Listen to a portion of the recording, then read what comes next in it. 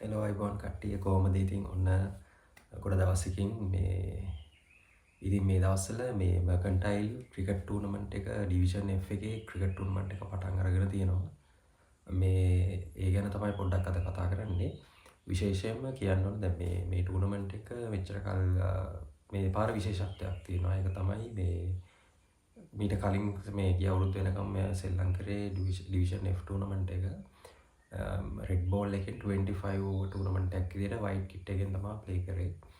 දැන් මේ පාර ඒගොල්ලෝ මේක T20 ෆෝමැට් එකට ගෙනල්ලා කලර් කිට් එකෙන් සුදු බෝල් එකෙන් ක්‍රීඩා කරන ටූර්නමන්ට් එකක් බවට පත් කරලා තියෙනවා.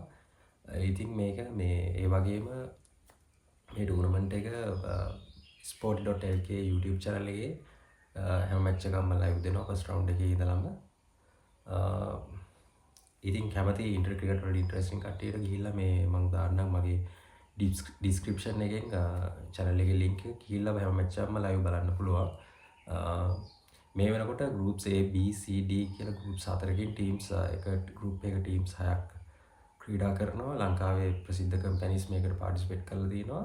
ඒ වගේම ඒගොල්ලෝ division G tournament එක මේක යද්දිම ඒ කියන්නේ එන පෙබරවාරි මාසයේ වෙද්දී ඒකත් පටන් ගන්නවා. ඒකත් මේ ෆෝමැට් එකේම කලර් කිට් එකකින් සුදු බෝල් එකෙන් සෙල්ලම් කරන ටූර්නමන්ට් එකක් විදියට තමයි ඒකත් යන්නේ. ඒකත් sport.lk YouTube channel එකෙන් හැම මැච් එකක්ම live බලන්න පුළුවන්. ඉතින් ඒකටත් වෙනම companies ලංකාවේ ප්‍රසිද්ධ companies ගානක් මේ වෙනකොට register වෙලා ඉන්නවා.